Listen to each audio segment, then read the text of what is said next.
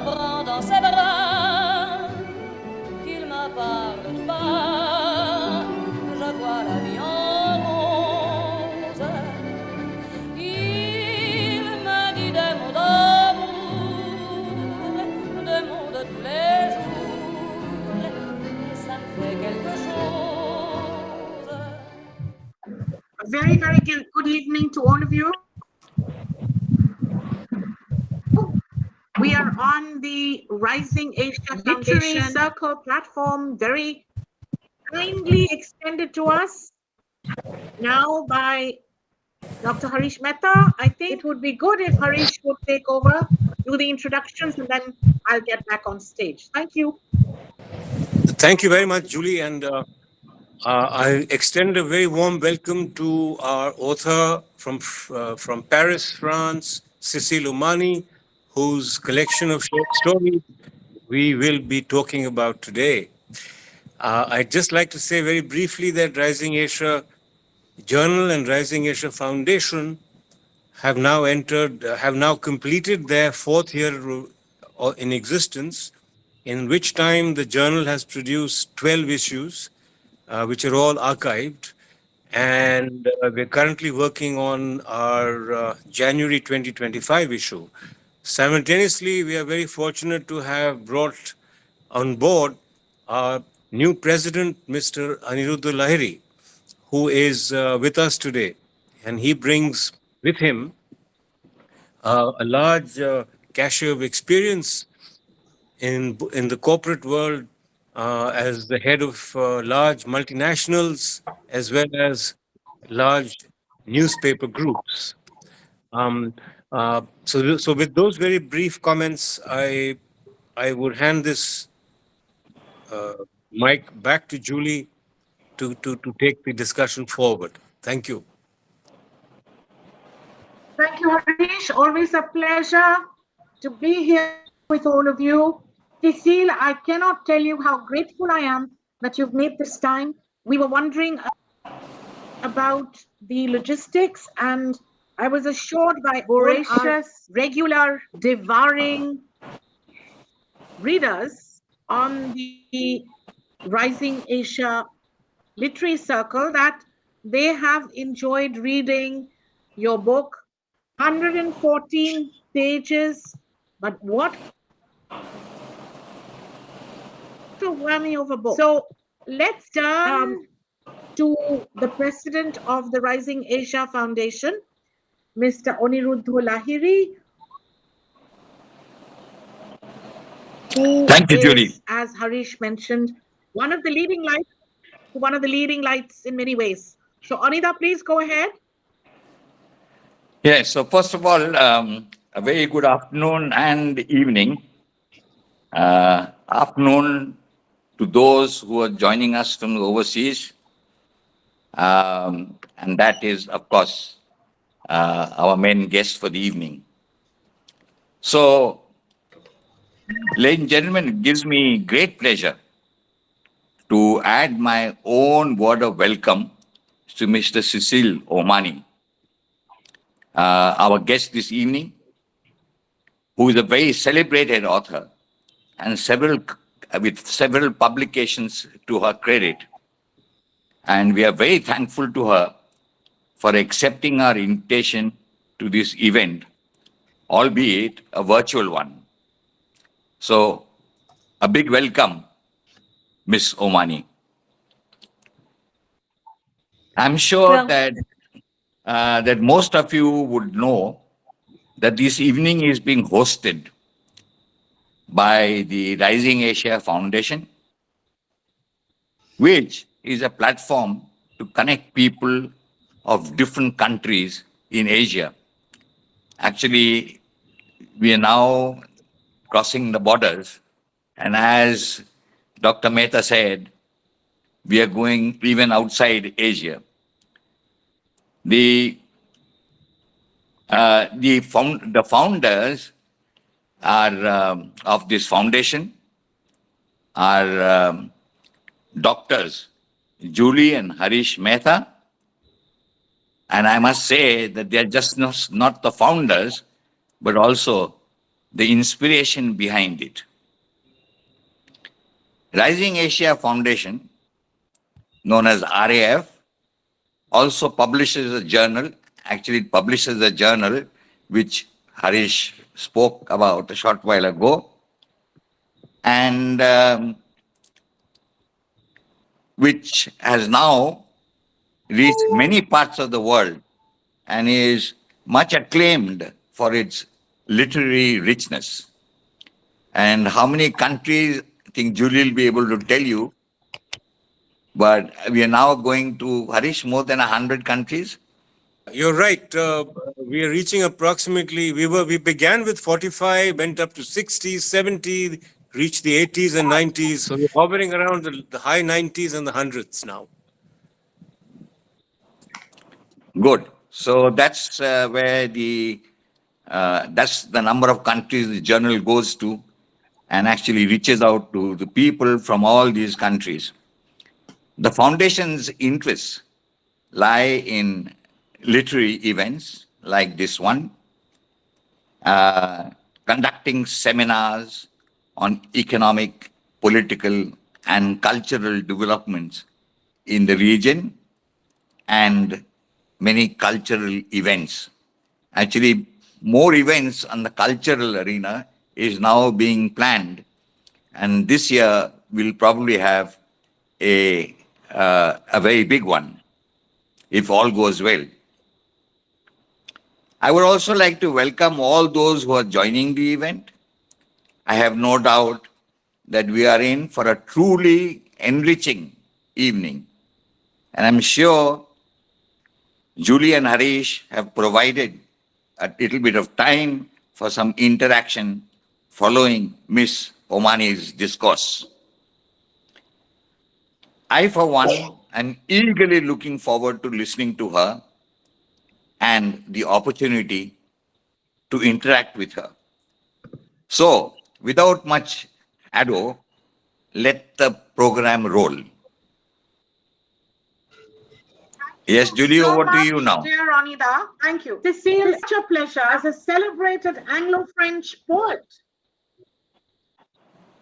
and writer. Cecile Umhani Yes, has, indeed. in particular regarding the book, Tunisia, England, and Indian connection, with your mother being born in India, and with your father's memory to recreate the past and weave it into the fabric of your life. Family history becomes a history of the geography of places that you talk about. And I think we'll be hearing a lot about espace and the idea of space and how well you use it. As I said in the beginning, what struck me as amazing is actually there are two things. One is your very inventive and innovative way that the narrative goes and how you meld memory and history and post memory. And the second thing I noticed, which is very rare, Cecile, is to have your publisher, your editor, and someone who wrote a beautiful foreword, Ananda Devi, on board, who understand your nuances, your work as an artist. And the Second World War, and all else comes into your narrative, migrations that bring separation and loss and a sense of rootlessness, you still manage to light a candle of hope, which by the end of your collection grows into a huge conflagration. To all our wonderful participants,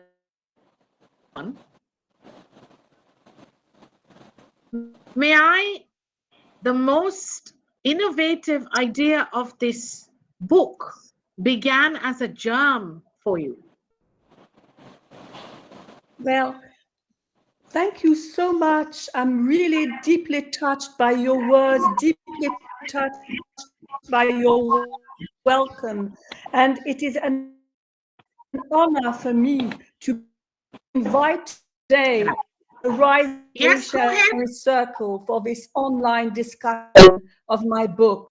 I very warmly thank Dr. Julie Banerjee Mehta, Dr. Harish Mehta, and Mr. Aniruddha Lahiri for making this wonderful event possible. I'm deeply touched that you're giving me such an opportunity to meet you all and talk about my book. In a way, I feel that today we are all birds in the sky, distancing as we would never have imagined it possible only a few years back.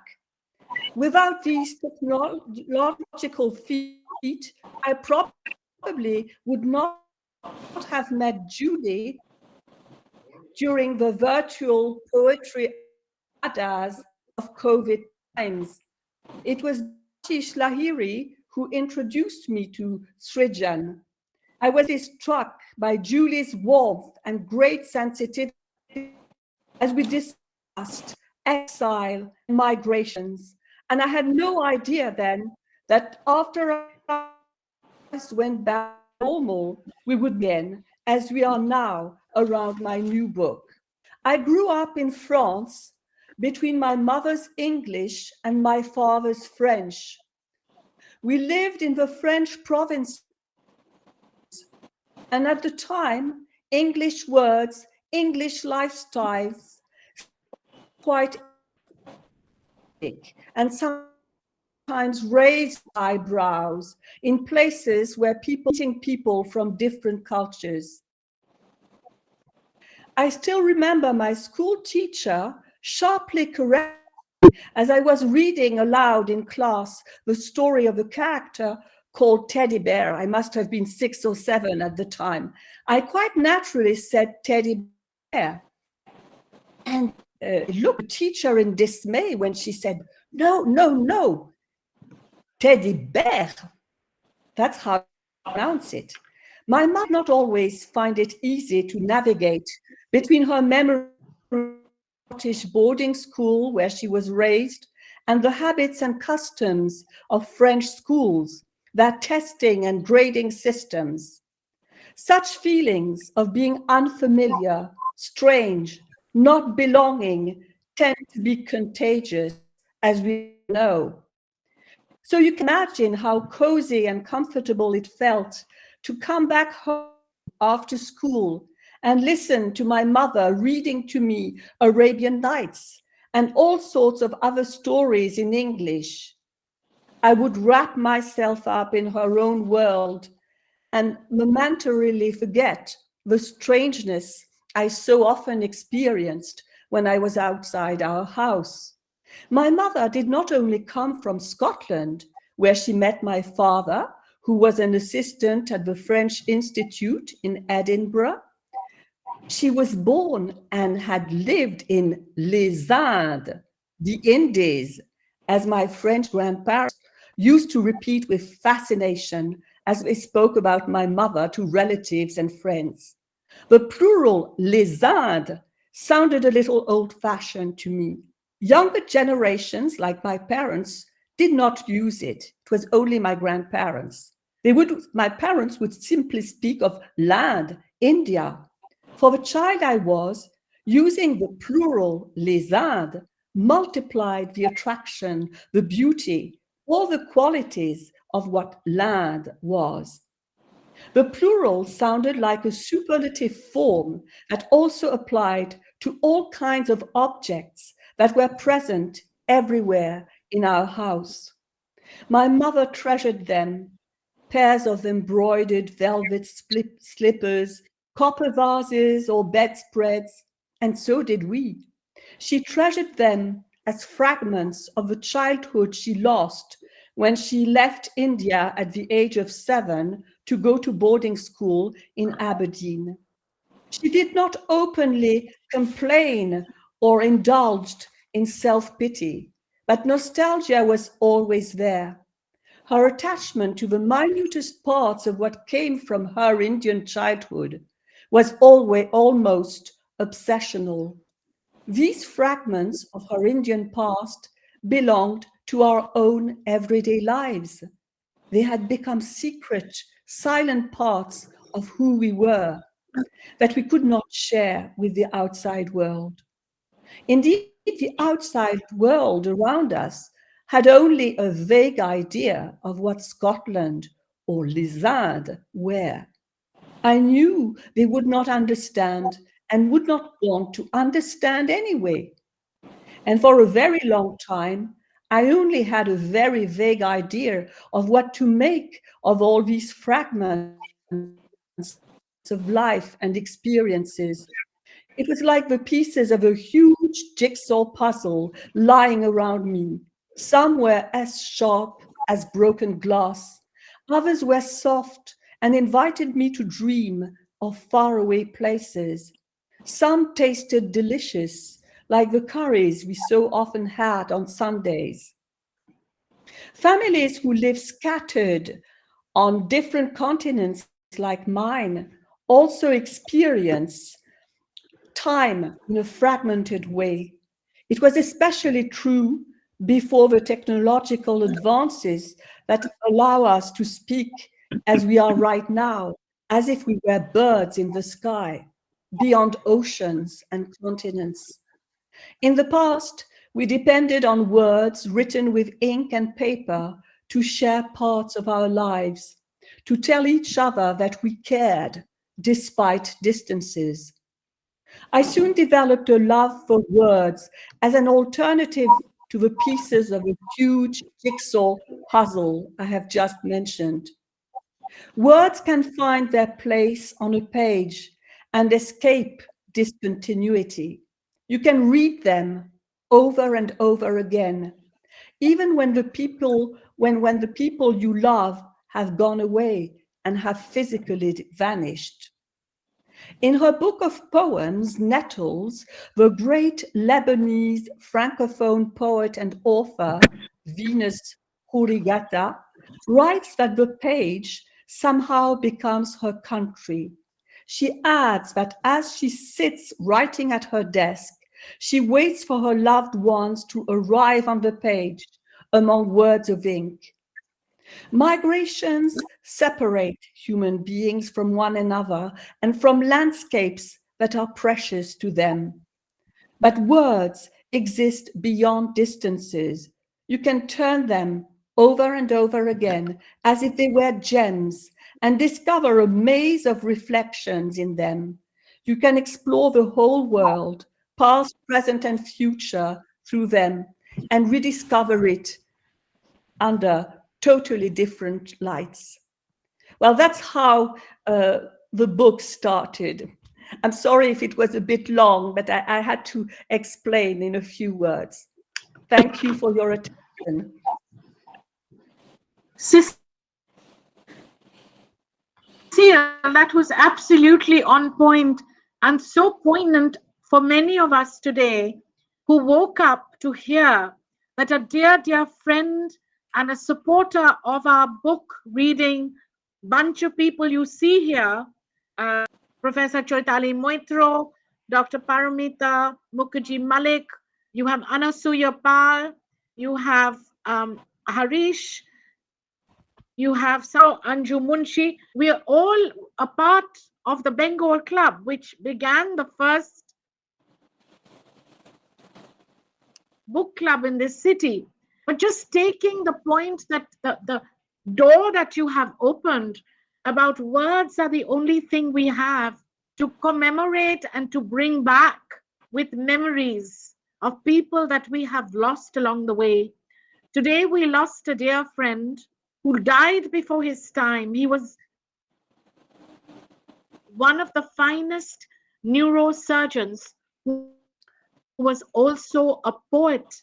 Few people know that, but I discovered two of his poems with me today. And I just want us to thank you for being here and for kindling all the positive thoughts we can about people that we lose along the way. Thank you, Sissy. Well, and this is very touching, very sad. I think it might be a good time to call upon one by one, if you would all come forth. The best I can think of is to ask dear Professor Debashish Lahiri, who introduced us, Cecile, and who totally adores your work, and I know you adore his, both poets, and I feel Debashish, and I don't overstate it, but I think he is one of the bright stars in the firmament of poetry in India today. So Debashish, please go ahead. We have about 3 to 4 minutes. Anything you'd like to say about Cecile's book, like Birds in the Sky, your experience and your feedback on the book would be very welcome. Thank you, Julie. Thank you so much. And it's great to see you, Cecile. It is interesting that we are talking about poetry while we are actually talking about prose. We are actually talking about memory while we are actually talking about circumstances around us. So it's very interesting, the changing floors, changing dimensions that comes along, as Cecile knows very well, that comes with words. And as artists, as practitioners of the word, we are constantly negotiating that fact. Wasn't too long ago, 26th, hardly a few days ago, that I experienced what I might say a personal loss when we lost Keki Daruwala, one of India's finest poets and writers. It was like losing my father once again.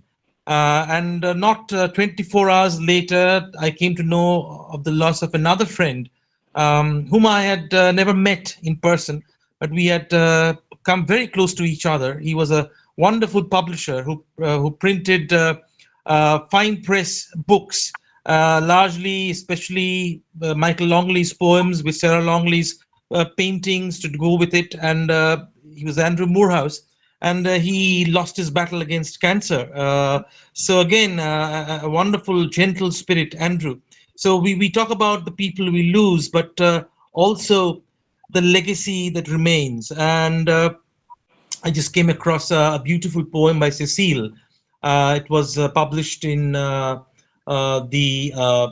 Punch magazine in 2019. I'll just read a very small extract to put things in perspective, where she writes, "You search for your past in the nests winter hangs high up in the poplar trees.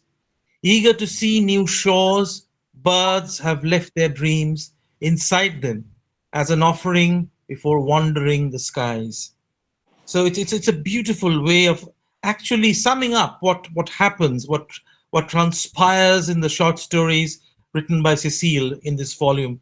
But when I first read them, when Cecile sent me that manuscript for the first time, I was absolutely confident that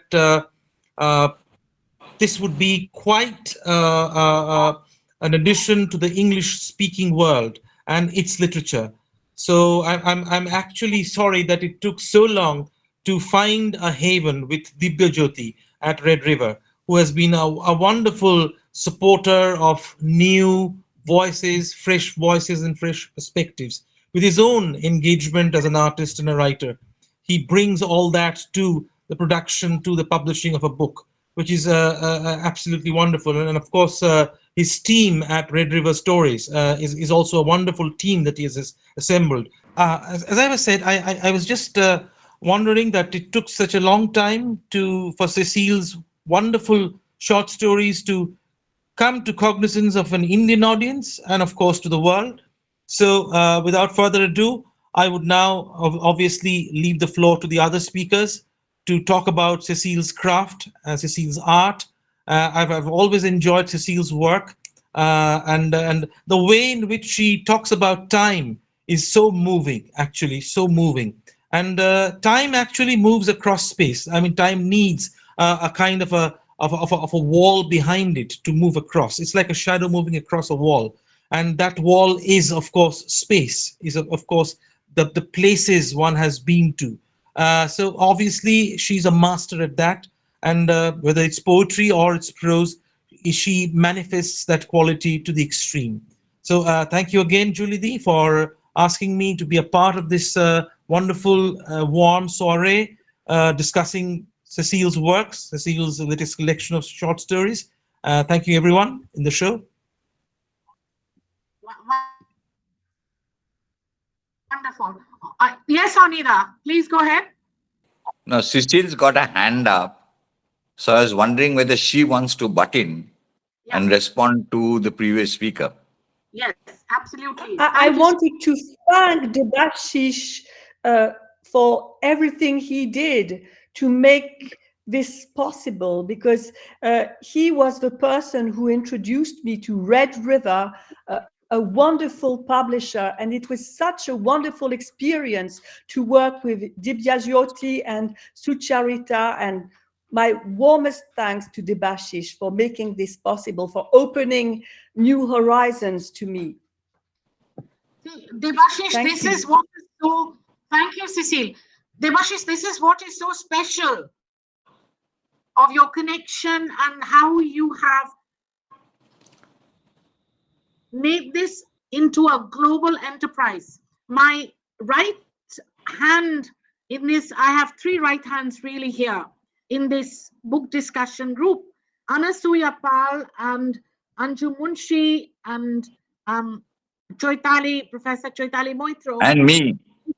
And you, of course. You, my goodness, without you, we'd be nowhere. But we have all spoken Not at about all. this, and we all feel that this is a new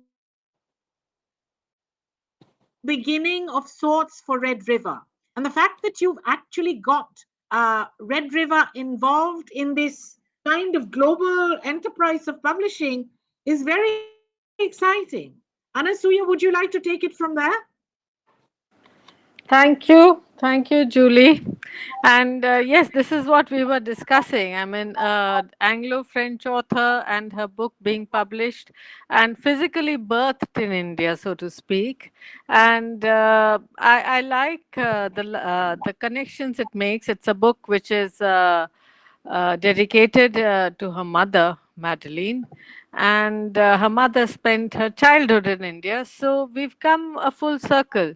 And whether it happened organically or whether it was done deliberately, we don't know. But it's so nice. I mean, the entire book and its presentation, the opening review by Ananda Devi, the editor's note by Sucharita, all of it was something that really added so much Indian flavor to the book, which was written by an Anglo-French author, Cecile. It's a beautiful outcome. And to go on further, I was very touched by a few books, and although you've touched various different emotions, the two stories which deal with immediately one after the other is the touch of India comes from Bagh and Lost and Found. And I like the way the author placed them one after the other in the book. The editor placed both the stories one after the other, because it kind of had a continuity, the flavor of a time gone past, and of holding on to an old emotion and trying to recreate it in the minds of someone else. And there was a certain sensitivity to which both the stories were told, and the way you dealt with memory and death, and the reconstruction of a person by your search for a language which she spoke in while she was just still not yet quite 7. So that was a very beautiful, sensitive story in the way you were searching for your mother through a language and trying to learn Hindi in a city like Paris. And the juxtaposition of the location with the studying of an ancient language, it's the alphabet and learning words quite accidentally, which make more sense so many years after you had first heard it.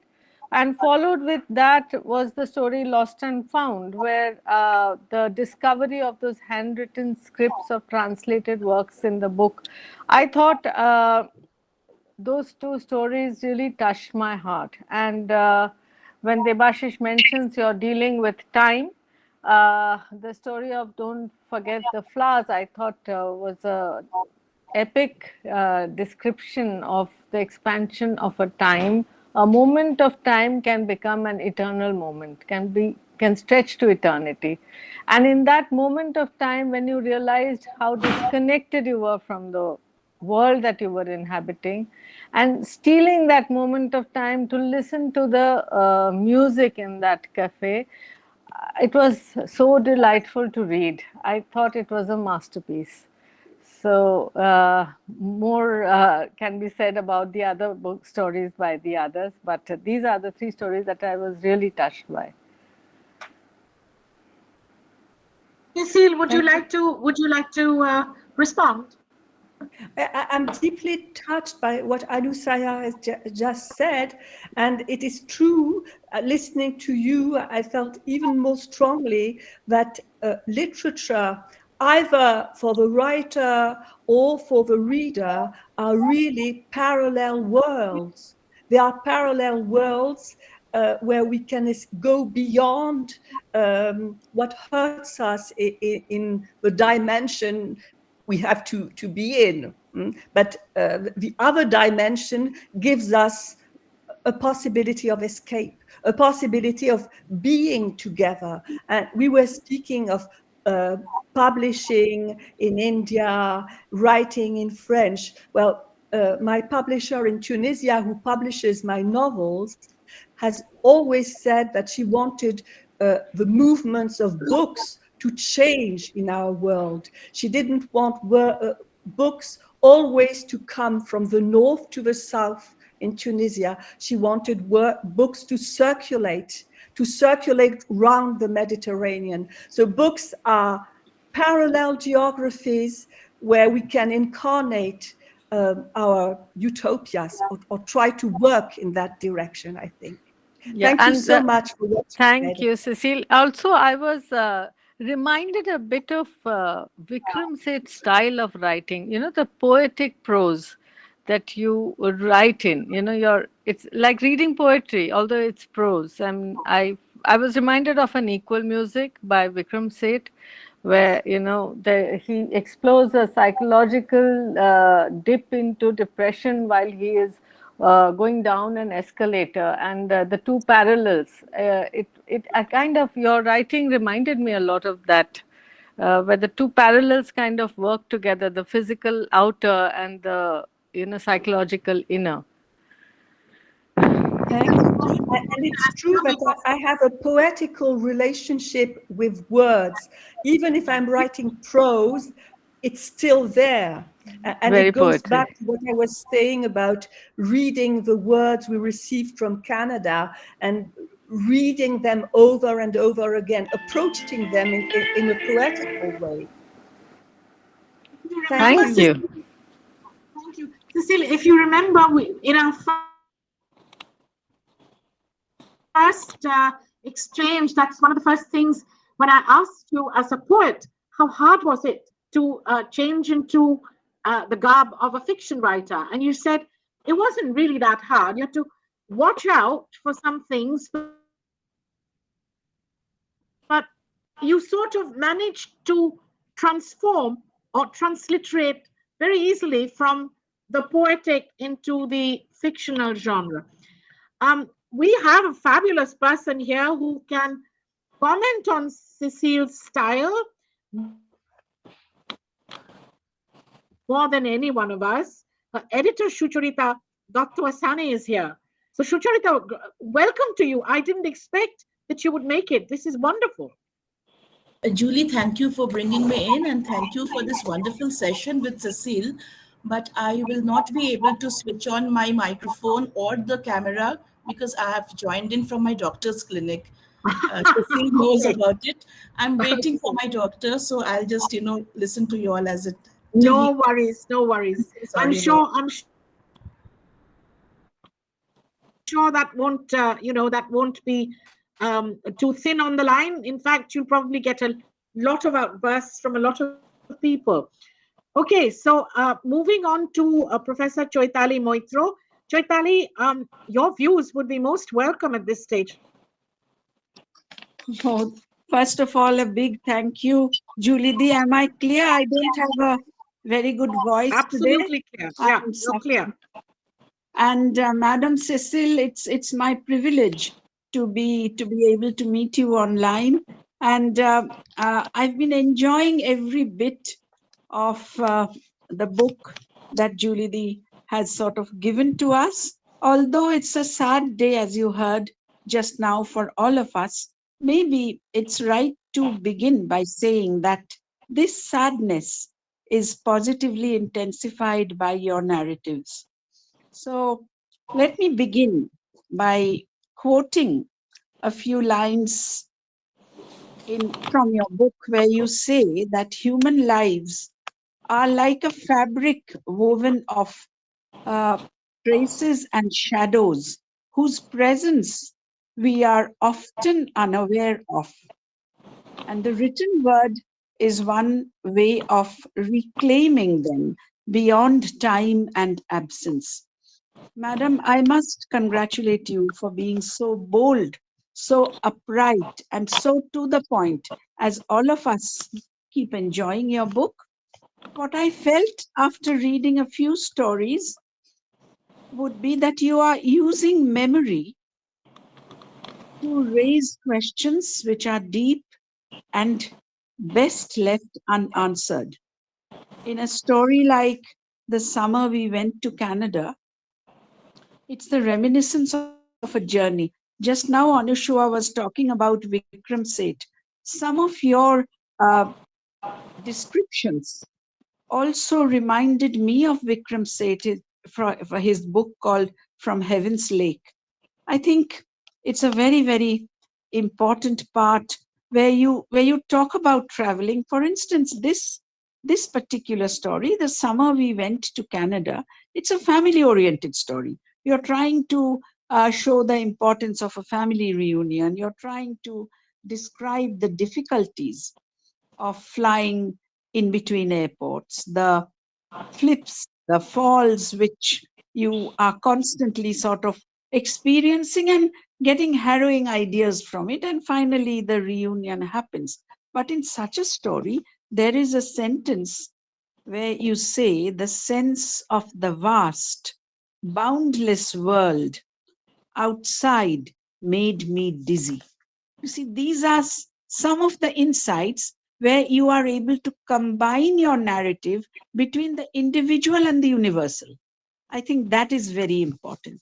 And also, your narratives try to suggest a strong distinction between imagination and memory, because pure imagination makes any artist come out with harmonious creations. So, proportion, movement, meaning are stuff which belongs to the reality of the imagination, which actually becomes a symbolic reality when you recount it.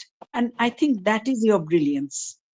And although I wouldn't be able to name too many stories, other people are waiting in the floor, but at least just a mention of a story called Survivors is also an exceptional reminiscence of how lost a man can become. And you sort of combine the, shall I say, the dregs of the Second World War and bring an individual into it and make layers of meaning become possible. I think you are crying with the sufferer, you are celebrating the life instinct, and you're just being brilliant, the best artist. Thank you again. Thank you, Julie D, for this chance.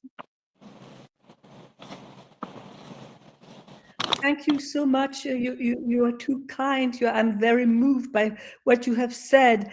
And it is true that this book is halfway between memory and imagination. And as you say, there are things that that are better left unsaid, and things that we don't even know and that we will never know ourselves.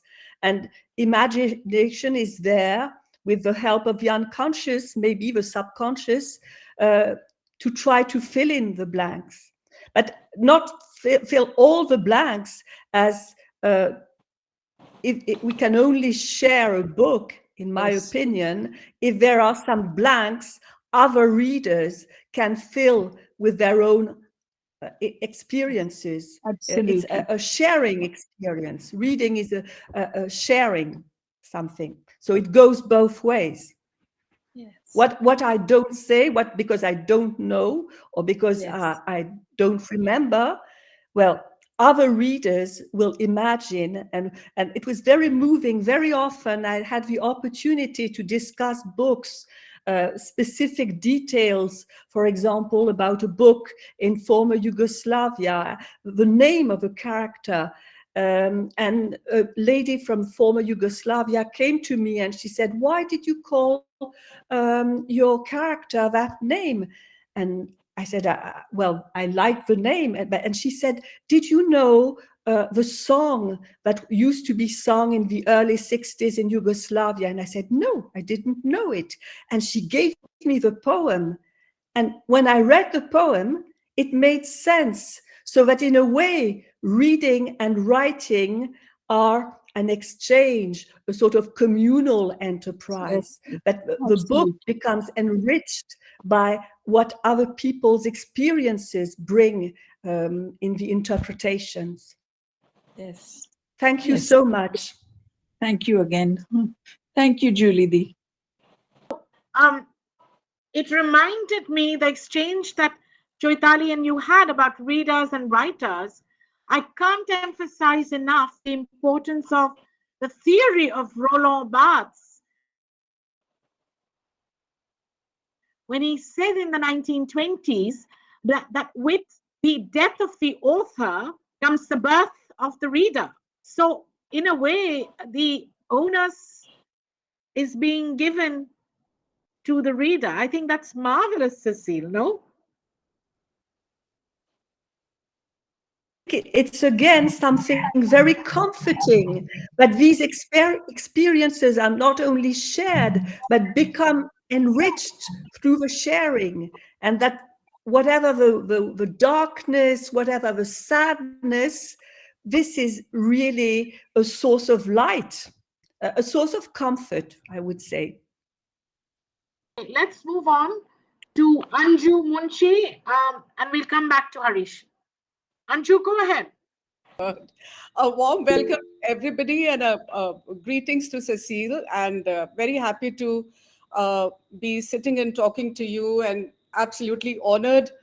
When I read the book, I actually felt that it's your heart which has been pasted on paper with ink, and it brought to my mind that you had written in the book, handwriting comes from the depths of our bodies and is like a trace of flesh on paper.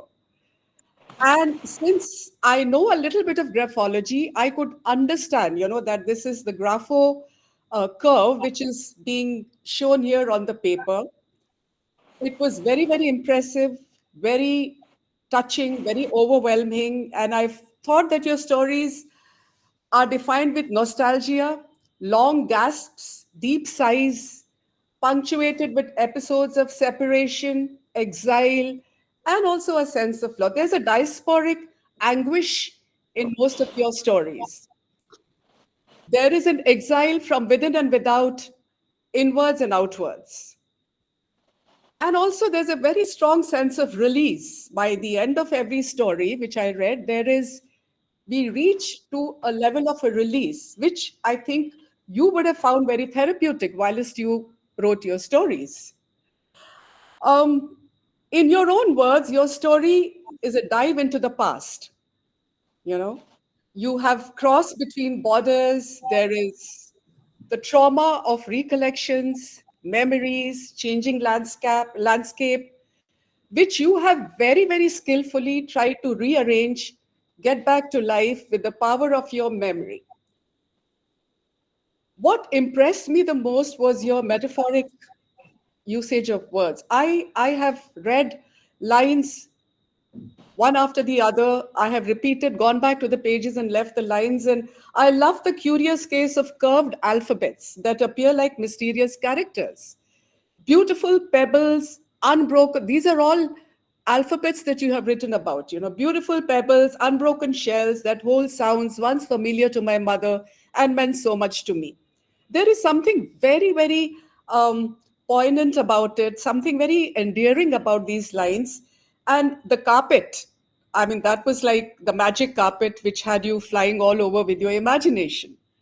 I could also see nostalgic vapors, which your stories are emitting. I could actually see the cloudy haze of the vapors of your nostalgia, your memories, your anecdotes which you have spoken about. It's like, when you're talking about your mother to your Hindi teacher, it's like a dam suddenly giving away. I quite like this line, because it talks a lot, it speaks a lot. A sense of loss of your mother's language and how desperately you want to bring it back. In fact, Bagh is a leopard, I think. Bagh is a leopard, and how that one sound kind of conquered you, and then you realize that you're so close to your home after having learned the meaning of one word. This was a language crisis that you were trying to overcome. This kind of knocked me from within, because I come from a place where my own language is almost extinct, especially in the absence of a script. And this loss of language or a script, it worms its way inside a person and it makes it hollow, because I could associate myself with this loss. It's not only the case of a languishing language, it is also an identity that is getting eroded. So I quite liked your effort of going back to a class, going back to a teacher, trying to reminisce and remember and recapitulate and, like reconstruct your words, your meanings, your, like language in a way, Hindi language. Then the story of Zora and Khalil, which is Corner of One's Own.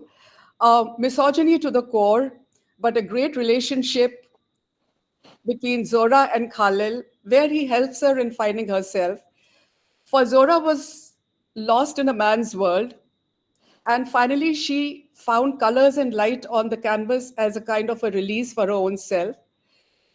I like the lines when you wrote, swallows a feeling of injustice when she sees a duplicity in terms of being treated lesser than her brothers. So her window opens when she sees a painting hung up on the wall. So this is a kind of an inner exile that she's out of. It's an inner diaspora that she's trying to handle and fight and conquer. And finally, that painting on the wall gives her the corner of her own, a space of her own. And then there is this birds in the sky. Alice, I think, is disillusioned and she indulges in the art of weaving. I would take it as, according to me, it's a part of a coping and rehabilitation strategy for her to be weaving and then for her to be going out and trying to do something. She's also trying to rehabilitate her inner and outer self and cope with, new surroundings.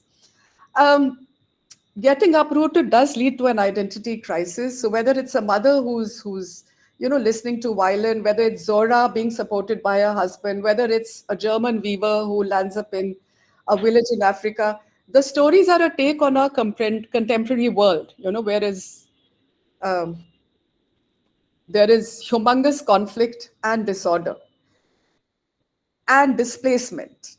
And probably the author makes an attempt to, find an answer. And the answer lies in the fact that displacement also leads to new perspectives, new fortitude, new angles, new areas, new horizons.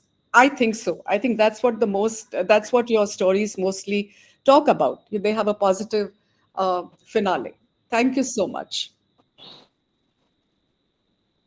Well, thank you so much for your reading and all these remarks concerning my stories. They are very precious to me. And what you were saying about displacement, I think that displacement makes us even perceptive and attentive to small details, that the loss of a language, for example, in Bach, it's a language the character never learned, but her mother spoke the language, and finding some sort of link with a language that is new to her, but that her mother had forgotten, is a way of coping, of bridging a gap between past and present.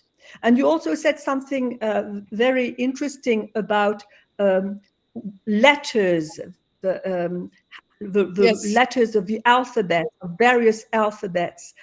And it's true for me, they are deeply linked to our subconscious. Maybe not so, because now we are typing letters, but when we use a pen, when we use ink, that is something that is akin to painting and drawing. If you Yes. look at manuscripts, you can get a visual impression that is not like what you get when you look at a real painting, but there is something to be analyzed there. And I think surprising things may spring from the past, from the unknown, when we write. Well, symbolically with ink, but of course they come to light too if we type the words. Thank you so much, Anju. Julie, Sucharita has sent a note on the chat because she can't speak. Should I read it out? I said, Anna, go ahead. That would be very kind because Okay. I'm concentrating on Okay. handling this. Yeah, go ahead. So Sucharita writes, I can't speak right now, but here's something I want to share about Cecile's stories in this book. She deals with memory without sentimentalizing it, without creating melodrama around it. The tone is steady, reflective, laid out through Winnet-like prose that lingers with the reader. At the same time, she leaves enough space for readers to make their own interpretations, thus raising the potential of each story vis-a-vis its capacity to engage the reader. Lovely. Yes. Very nice. Couldn't Wonderful, agree more. wonderful. Anita, did you want to jump in here? You have your hand Yeah. up. No, first of all, yes, I wanted to make a few observations, but if there Sure, are others sure. waiting, I think I should give them the chance first. But No, if you want me okay. to butt in now, I can do so. If you want to go ahead, that's fine. We just Okay. have to be a little quick. Go ahead. Go ahead. So I had a couple of observations, Cecile, and then finally, I have a question to you. First of all, you provide. I've read a few of your stories. They are absolutely splendid. It's like, it's like listening to music. Here, it's like reading music. All right. Now, you offer glimpses of lives in different situations and circumstances. For instance, the story titled Survivors paints a poignant picture of the disruption and devastation caused by war. And it's reflective of the human cost of war, the loss of loved ones, and yet the struggle to maintain a semblance of normalcy while living in an active war zone. And this is all very well narrated. I also have to say that all the stories that I have read are reflective of the ethos given the context. But I have a point here that the introduction of some of the characters in the story appear rather abrupt. And sometimes it's difficult connecting the characters with the storyline. Now, but this must be they have a reason for it, and this must be deliberate. So I leave it with you. The question I have is that the stories that I have read have an air of melancholy, which leads me to wonder what was the inspiration behind writing these stories? Are these a cathartic outpouring of your own experiences? That's the question.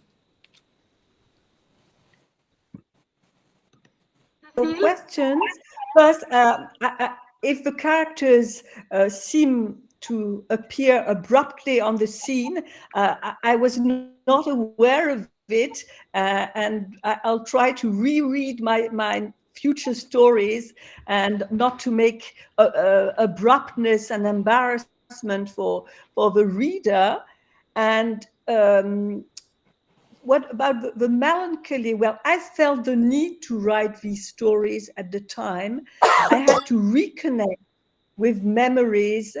I had to understand memories that were fragmented. And perhaps the melancholy comes from that it was a time when I felt the past, I had let the past go behind me and needed to reflect about it. And well, yeah, there is, I suppose for many of us, there is regret, a little regret, a little nostalgia, what we should have asked, what we didn't ask, because we thought these people who were by our side would always be there to listen to us. The regrets we have for not being attentive enough. I always say to students, sometimes students say, oh, Madame, you have traveled a lot. And I say, well, you don't always need to travel a lot. Sometimes you may cross the street, and just across the street, you will see someone who will change your life completely. Someone or something. I don't want to make it sentimental, but being attentive is primordial. We miss essential things because we are not attentive enough. Right. And yes, maybe there is a little regret for not having been attentive enough. Yeah. Now, see, I must request you not to jump to conclusions from what I said, because if you need to introduce those characters and I don't see it, it's only because I don't understand. So maybe the introduction of these characters are very, very necessary. But I made this comment because perhaps I didn't quite understand. So sometimes it leads to a bit of confusion as far as I'm concerned. Well, but then I'm getting the old. feedback from readers is very precious for me. I think it's very important. I mean, when we write, we are addressing the people around us, and we have to listen to them and improve ourselves, listen to them to make the message easier to catch the next time, if possible. Thank you very much. Thank you. Thank you. But on the whole, the stories are beautiful. Thank you so much. Cecile. I would like to acknowledge and thank Philip George, the wonderful writer who launched his book here. He lives in Tuscany. Am I right, Philip? Philip just launched his book, Racket Boy, here in Calcutta. And Philip he's really a world traveler, Cecile, and I'm so happy to get you two writers on the same platform. We'll come back to Philip George in a minute in case he has observations to make. I think he will.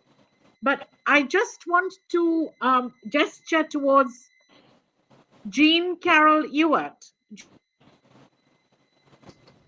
Jean has been a very staunch reader and supporter of our book discussion group, and she's from Florida. Go ahead, Jean. Thank you, Julie. And Cecile, thank you so much for this lovely gift of this collection of stories that I can't even tell you how touched I was.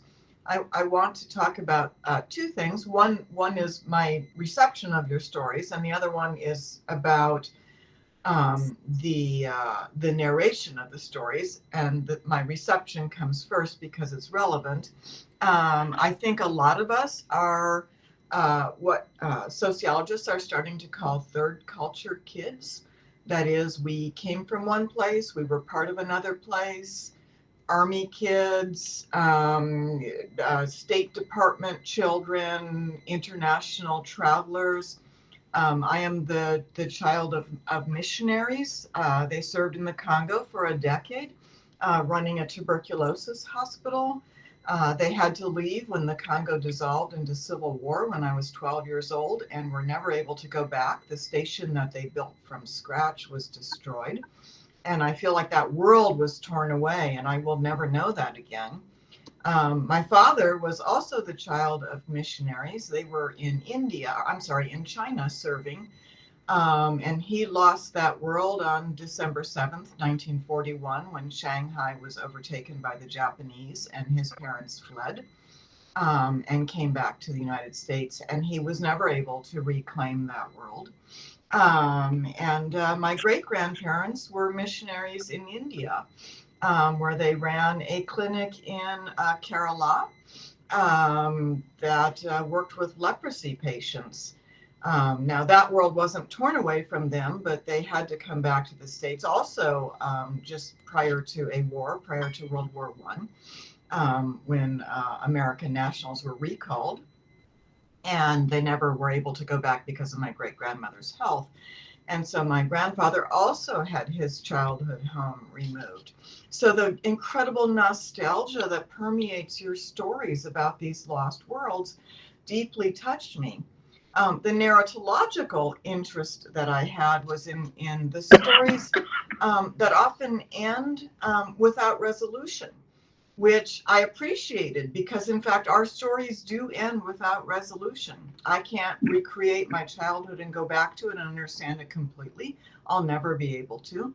My father can't go back to his childhood and understand it. My great-grandfather can't go back to his and understand it because the world's changed, moved on, war intervened, and movements of populations. And I appreciate it. I was thinking specifically of the story Survivors, where we will not know who that old Jewish man was on the street looking for a place that he might have spent time in when he was young. Or Don't Forget to Get Some Flowers, where we will not know what happened to that woman after the concert ended when she was sitting there alone. And I thought how appropriate that is, because we can't go back to recreate that which is lost. And the stories embodied that in their abrupt endings, in the ways in which we can't recover what would happen next. And I appreciated how much the narration of the stories matched the nostalgia of the stories. I have much more to say, but I'm not going to say it because there's a lot of people here who would like to share their feelings with you. But I wanted to thank you. Thank you very for much. sharing. Thank you so much. I would like to just hold the conversation for now and let more views come in, Cecile, and then you can collectively answer the points which are made, because we have a lot of folks who are interested in talking about your book. Is that okay? Yes. Okay. Thank you, Cecile. Harish, turning back to you again. Are you here? Yes, I'm back. Yes. We lost you the first time. So please go ahead. Remember, we are now closing in on time. So 3 minutes max. Thanks. Yes. So I've read one or two stories, and the ones that I've read are about going to Canada.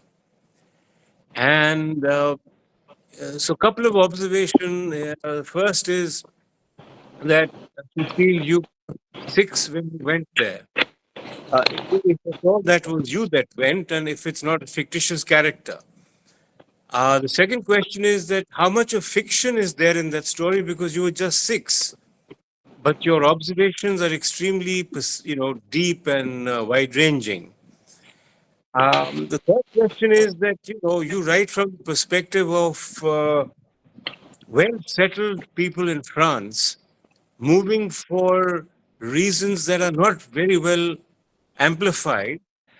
And what I grasped was that they were fed up with European politics, that led to the destruction of Europe in the 2 world wars.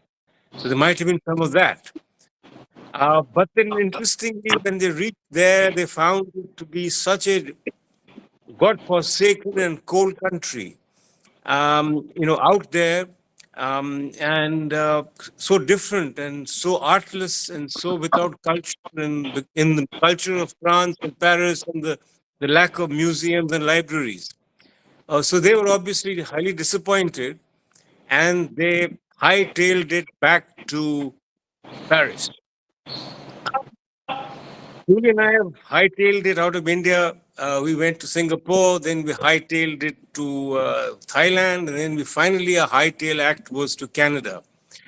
We were not escaping from war in any of these situations, but we were, I guess, in a sense, finding ourselves. We needn't have gone anywhere. When we were in Singapore, it was super comfortable. So what took us to Thailand was my Julie and my transfer by the company. And then what finally took us to Canada again wasn't, we were not refugees, but we were refugees in a sense of spiritual refugees. I think refugees trying to discover themselves. So, these are just some observations. And the question about this part of it is, what were your grandparents really escaping from, if that was an escape? And then, a part of the family that went there decided to come back. And why was that? So first, I will thank Jean for speaking about her great-grandparents, about Kerala.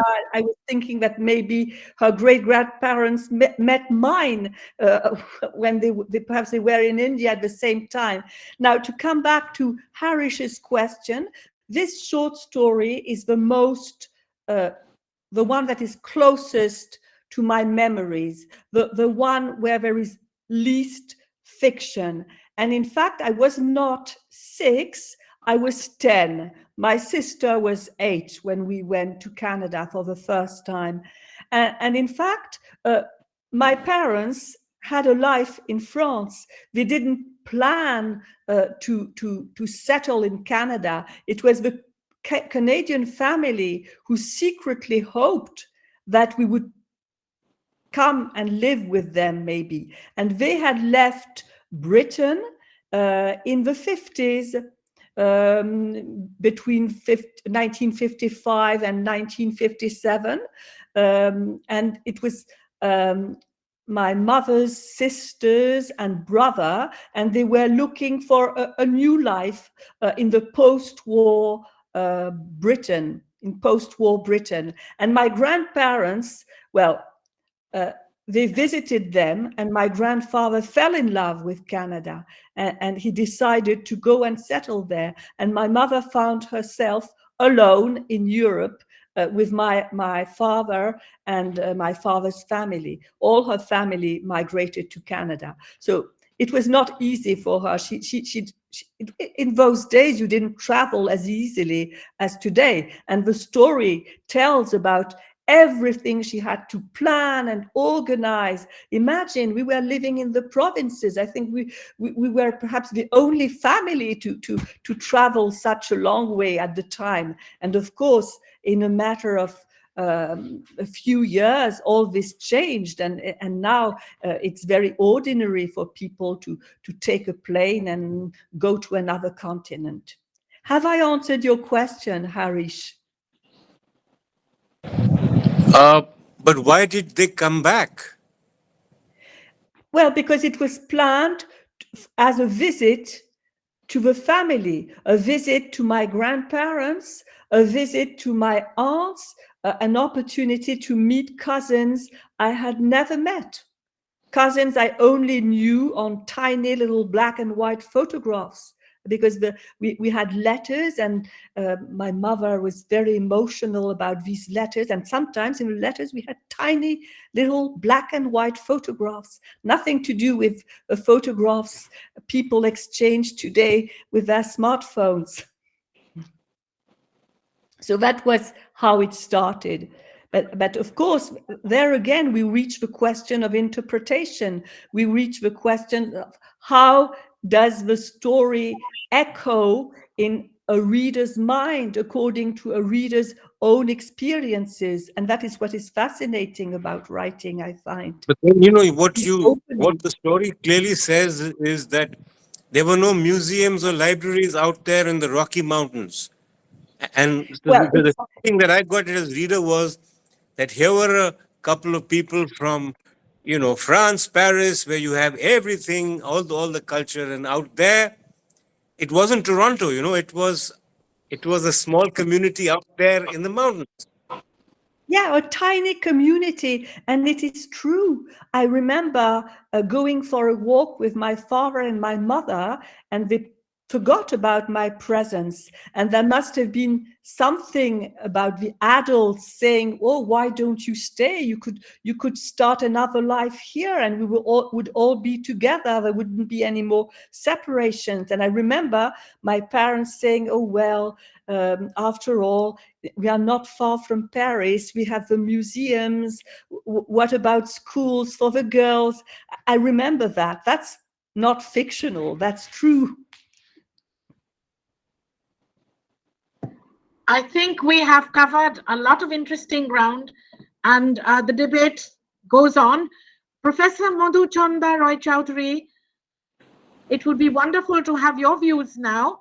If we could keep it to about 3 minutes, that would be awesome. Yeah. Thank you so much, Julie. And what an honor to meet you, ma'am. I thoroughly enjoyed reading the short stories. I haven't been able to read all of them. I've read some of them. Very quickly, the few things that really struck me, apart from the business of time and memory, which everybody has talked about at length, what I was also very, very struck by, especially in the story, the very first story that the summer we went to Canada, was the child's perspective, where you say things like summer tasted of Jello, and how the child, the US is a scary place because it's so difficult to get to the US.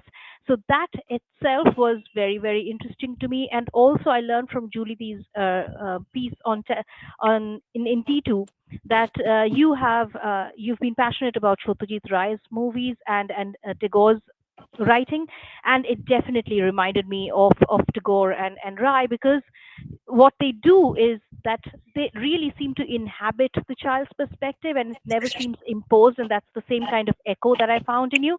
So I would love to hear from you as to what kind of influences these Ray and Tagore might have had on your art. That's the question part. The two other points very quickly that I want to talk about is the idea, the trope of travel that you use in several of the short stories. And of course, they come back in different manner and different ways.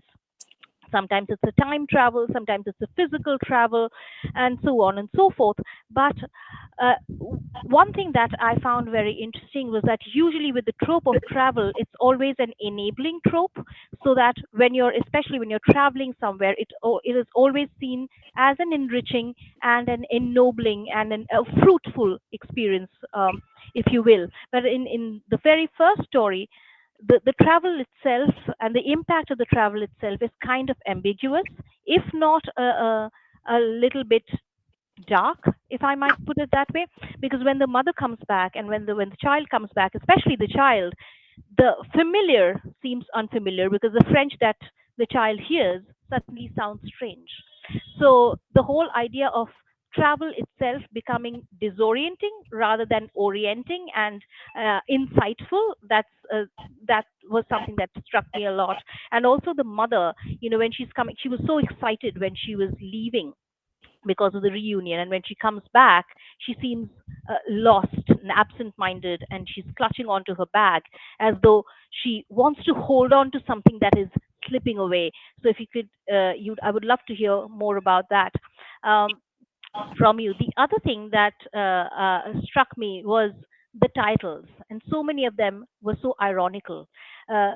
Survivors, for instance, once again, with the idea of surviving, there's an association of victory, right?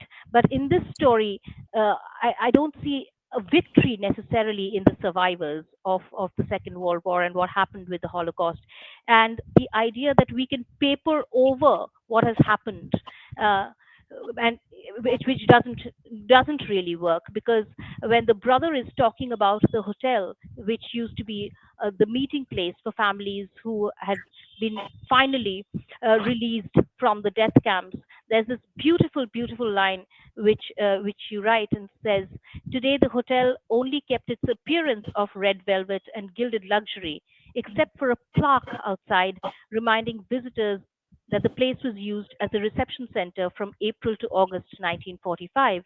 And so even though you paper over things, certain certain trickles survive, and that can be both disorienting and traumatic and painful. So that idea is, so the idea of survivors not necessarily always being triumphant. And similarly, in the short story, "Don't Forget to Get Some Flowers," again, a very humdrum expression, and yet the story is anything but humdrum, because there's this beautiful contrast between the flowers in a vase and the trees out in the forest, which acts as a way of freedom for the protagonist. And she says trees were like her own unvoiced hopes. And finally, the story, the questions left unanswered. I loved the way that you crafted the end of the story, and you say, "I often wonder if stories depend on unanswered questions to come to life." So lovely. I would have loved to talk more about it, but I know there's paucity of time, so I would love to hear from you. Thank you so much, ma'am. Thank you so much for your observations.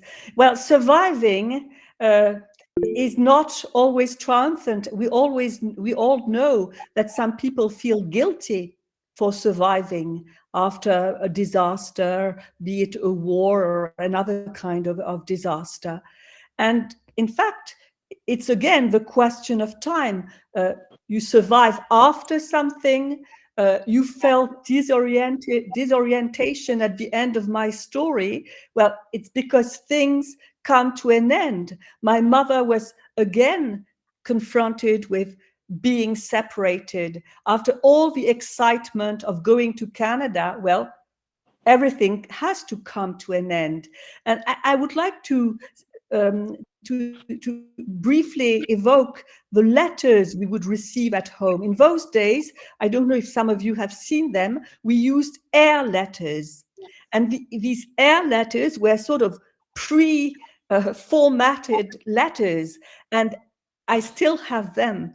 And they would write my mother, my aunts, in every corner, so as to make use of each possible remaining space. So time is always a pressure, because you lack space, because the air letter is filled, or because things come to an end.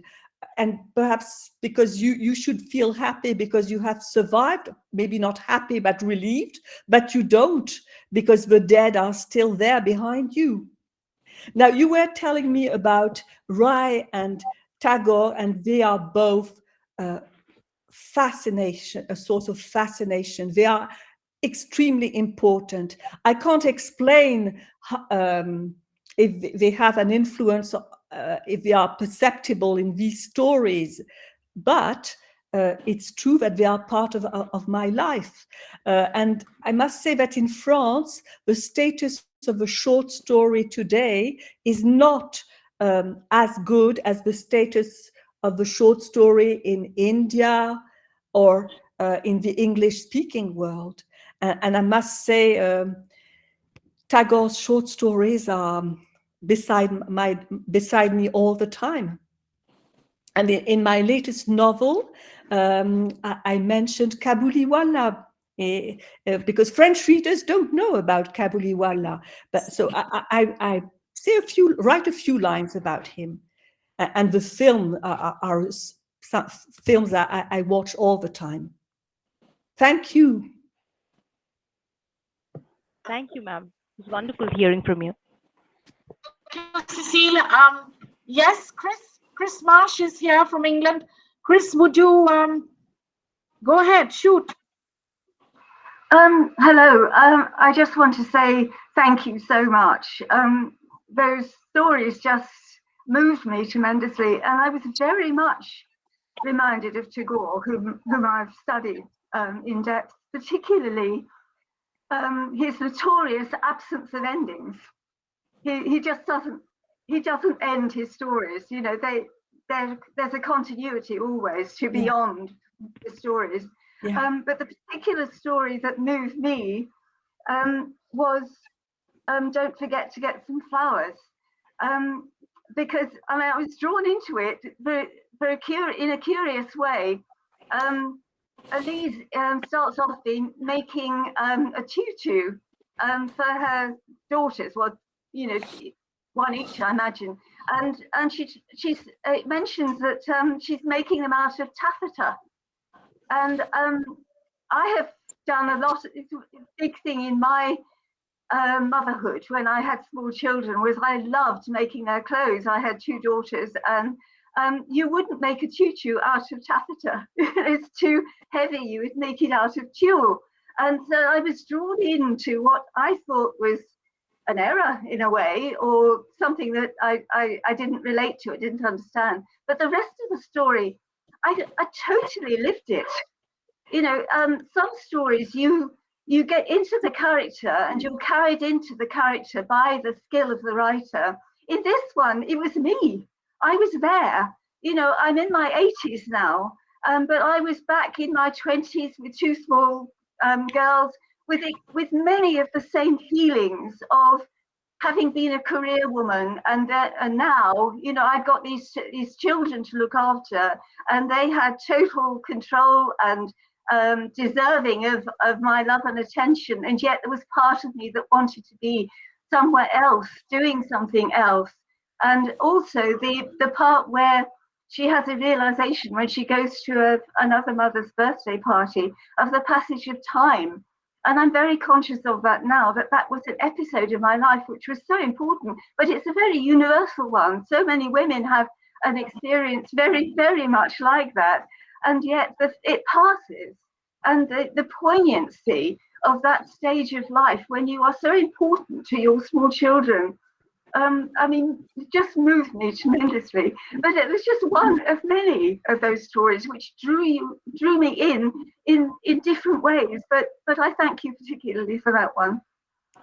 Thank you so much for what you have just said. And this story, Don't Forget to Get Some Flowers, came to me after a reading, and there I really saw a lady who must have been a young mother, and she actually burst into tears.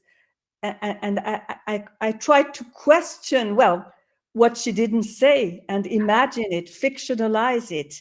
But it's true that she was obviously overwhelmed by a sense of frustration, which, as you say, is quite universal, quite universally experienced in different ways, of course, at different times and different places.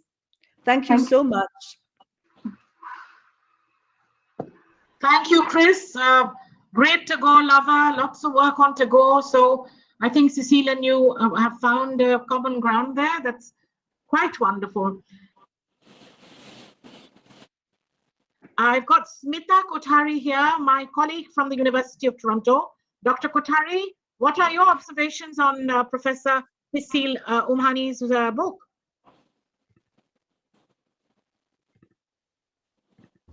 Smita? Thank you. Thank you, Julie, for this wonderful introduction to the book. And thank you, Cecile, for having written it. Your lots has been said about your work. I'll limit myself to the first couple of stories, and after Chris's rendition of Don't Forget the Flowers, it brought back other memories of things. But the story I really want to speak to, and Julie and Harish have touched upon it, is your first one going to Canada. And you didn't go there as a migrant. You went there to visit your grandparents. The story with the carpet being the magical thing that transported you, and the air letters that arrived where the family got together around the dinner table to read the latest thing, was so poignant. As a immigrant who came to this country, Canada, I've been here 51 years, married for all that time. And when I first came to this country, it was a very different country than the time Julie and Harish came. I was 19, but things were, from an immigrant perspective, very different. Things were not readily available. You missed home, the missing of home. If you've lived in India, in Delhi or wherever, you missed the bazaars, you missed your family, you missed your friends. That was just obvious. And then if you traveled by public transit in those days, and you, let's say, and I distinctly remember an episode where I was wearing a sari I was going to an occasion, and the only mode of transportation was public transit before we had a car. And you were seen as an exotic sort of bird. That experience eventually shapes you to more assimilate to the point you know, I'm an Indian, but practically a Canadian at this point. And my children, unfortunately, never really learned the language. They don't speak them, you know, parents' mother tongue, or but that's part of the assimilation. Your story speaks about, you know, visitors whose family is hopeful that you would stay there, and the part where you say the adults forgot the children. You were just busy enjoying your cousins, is just a marvelous evocation. And then your mom going out there with her easel painting and drops everything to the realization that this place is way too far from museums and everything else that Paris has to offer, and to come back. Not that they went there to settle, but there was a hope to settle. I'm grateful for having met Julie and Harish while we were both graduate students at the University of Toronto, and to this group for bringing this. Your story, Survivors, sort of, in a way, it brought some memories of Proust to me. Linking memory and the old man who is disoriented, going to a place where he thought he once went, and the place has now just the remnant of a past connection to survivors. Very poignant. And thank you so much for bringing this work. I have a few more stories to finish, which I'm looking forward to after this very, very rich discussion. Thank you, Julie, and thank you, Cecile, for writing it.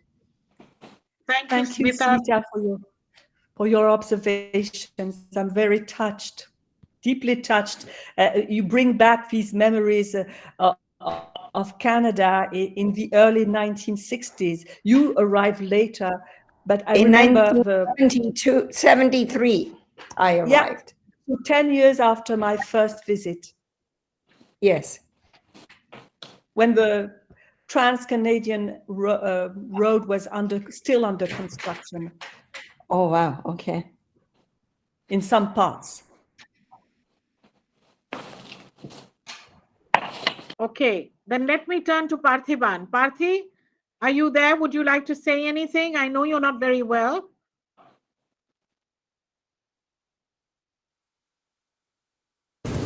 Hey Julie, hey Cecil. Hi. Thanks for inviting me. I'll keep it short. It's actually, to be very honest, I was not aware of Cecil before this discussion, and I miss it our kind of, classes, Parthi. You were so yeah, perceptive, always. You yes. can't speak, right? Can you hear me now? Or? Yes, can hear you. Yeah, go Okay, ahead. so yeah, I was not aware of Cecil's work prior to this discussion, and I'm actually really happy that Julie and Harish kind of introduced me to this through this discussion today, and I'm actually really curious now to go back and read, and it's about memory, and that's what we constantly talk about in classes at the University of Toronto, the whole idea of memory and reimagining it, remembering it, the hyphen, the membering. And I think it reminded me all of that. And it was a pleasant discussion, and thanks for having me here. Thanks, Julie. You're so welcome. You're so welcome, Parthiban. Cecile, at this point, I'd like to just say to you that you have opened the floodgates in such a strange way. I remembered one line from our Canadian Sri Lankan poet and Booker Prize winning fiction writer, Michael Ondaatje, in a line in a poet called Wells. He says, and I quote, "The last Sinhala word I lost was Vatura, water, water in a kiss." I think there are so many places that I can point out in your short stories where there is this hunger to find the word, as so many of us have commented on you're a magician with words. And there are people, unfortunately, and Parthiban, who's just been talking about memory, is a Sri Lankan Tamil of the Sri Lankan Tamil community, and he came to Canada at least nearly 15 years ago or something like that, Parthi? 2003. 20 years. So the loss of language was always very interesting when we talked about the diaspora. Cecile, do you think the French, because in Canada it's bilingual, right? French and English are spoken with equal emphasis on both. So do you think in a way it was easier for French people to immigrate to Canada after the Second World War because language was very much a part of the Canadian way of life? Oh, I don't think so, because, well, first, the French Canadians speak in Quebec is very different in accent and in vocabulary, and people love they find it charming, but it does need getting accustomed to it. So I don't think well, I may be wrong because I don't have that. But at first sight, the language did not facilitate things because it's not the same. Well, they say that the French spoken in Quebec is very similar to the French that was spoken at the time of Louis XIV as a kind of pocket where French has retained what it was a few centuries ago. Wow. And it is charming, and we have beautiful, fascinating. Madhulika, would you like to pop in, and then Paramita, please? But they make their own use of French. Yes, yes. A new kind of French, and I love reading the Quebec authors. Right. I just wanted to make. Julie, can I just speak to that? The French we're not such a bilingual country. Other than Quebec, you know, as you experience, Cecile, when people, the two young girls, parlez-vous français, that encounter just said a lot. We're a country where French is spoken in Quebec. In Alberta, it's non-existent, and in Toronto, it's non-existent. So really, one doesn't speak in two languages Smita, in this country. I must remind you though that academics is very much in the humanities French exam.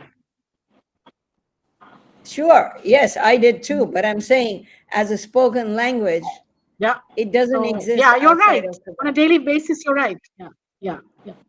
Okay, so Madhu, I are you know here, that- Madhulika? Yes, I'm here. I'm here. Okay, Madhu, let's hear your views. Well, I wanted to say something about don't forget to get some flowers. Madhu, we need you to be a little louder, please. Okay. The longer paragraphs of don't forget to get some flowers and, you know, the repetitive she line after line, I found it creates the stifling world that she was actually leading. It was constrictive, claustrophobic, closing in on her and trapping her in. The technique that Cecile has used in over detailing almost brings out every little detail of the mundane. It's the banality which becomes horrific. A horror scenario where you anticipate that the routine is going to break, but nothing happens. It's a life easy to understand and imagine in our country. It's quite easy to imagine a woman trapped in a life like this. It was very easy to relate to don't forget to get some flowers. Also for this questions left unanswered, of course, everybody's been talking about memory and imagination, but it was almost like, you know, it's multi-directional time traveler. You've become a multi-directional time traveler with memory, imagination, or what may have been sitting side by side of what was. And most of us have this great desire to know about our past. When we map memory onto reality, what emerges are shards of life that create a very romanticized world of search, the found and the lost.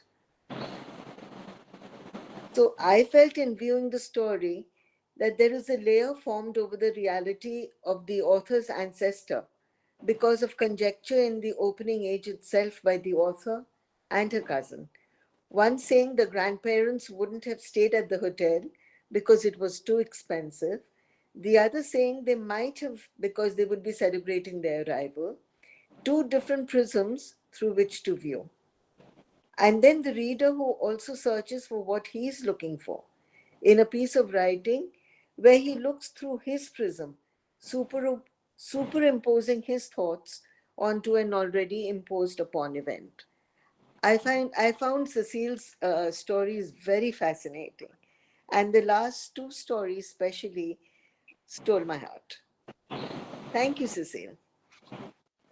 Well, thank you, Madhulika, for what you have said.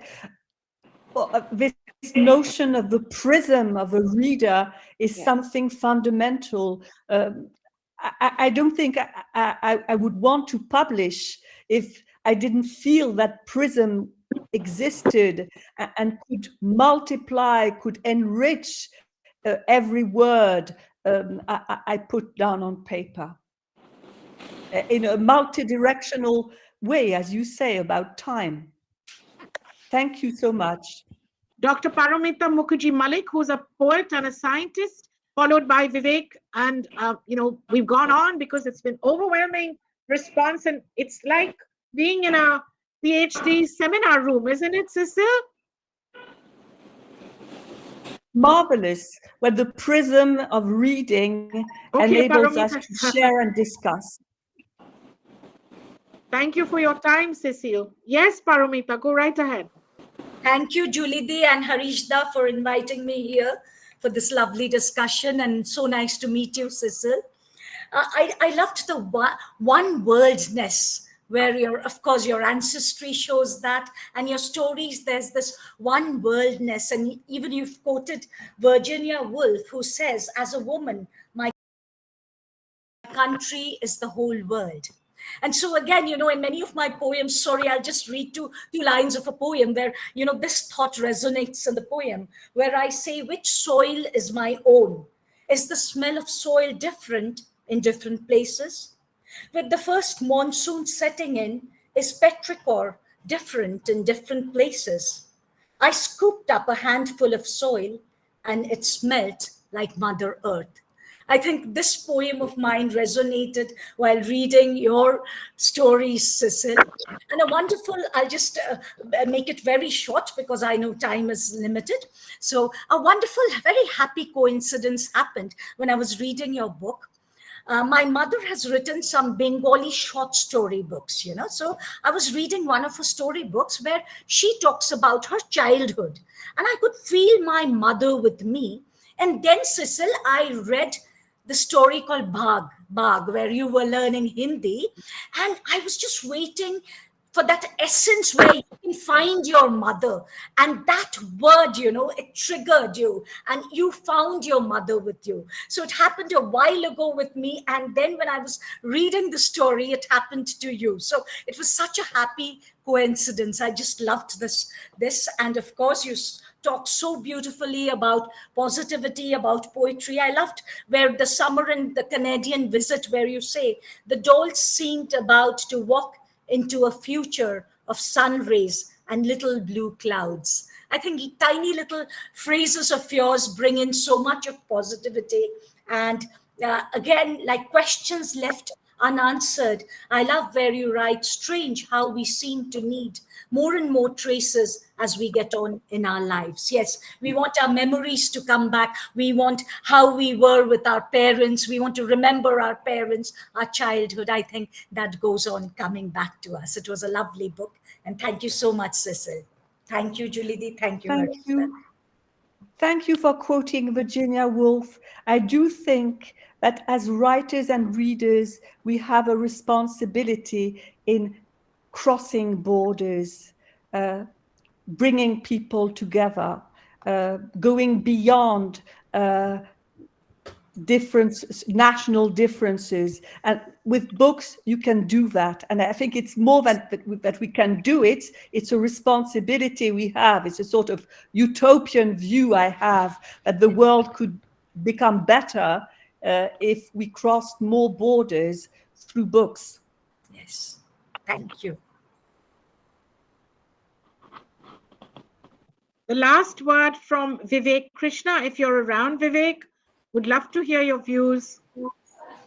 Thank you, Julie. Thank you very much, Harish, as well. It's been a great pleasure actually listening in this evening.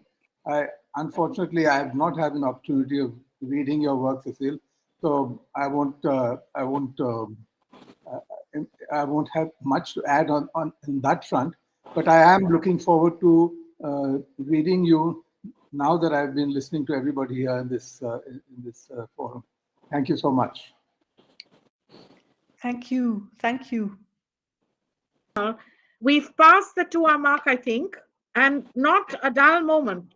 An hour and 55 minutes. Onida, we thank you for bearing with us, the great corporate man, to have borne our literary musings. Thank you so much. And everybody who's been here, giving your time, and most of all, Cecile, you've made our day, our month, our year. Thank you so much. Those of us who haven't yet read the book are surely going to read it. Comments, your observations. I feel so enriched by everything you have said, and I will be thinking over everything you told me this evening. It's really fascinating. Thank you so much for having me tonight. Thank you everyone for coming. Thank you so much. Take care, Cecile. We'll be in touch. We'll be in touch. Take care too. Good night. Good night. Good night. Good night. Thank you for your due. Bye. We'll send the recording soon to everyone. Julie. Bye. Thank you, Good night. Good night. Most enjoyable. Thank you so much. Very Thank you, enjoyable. Anita. Bye. Bye. Quand il me prend dans ses bras.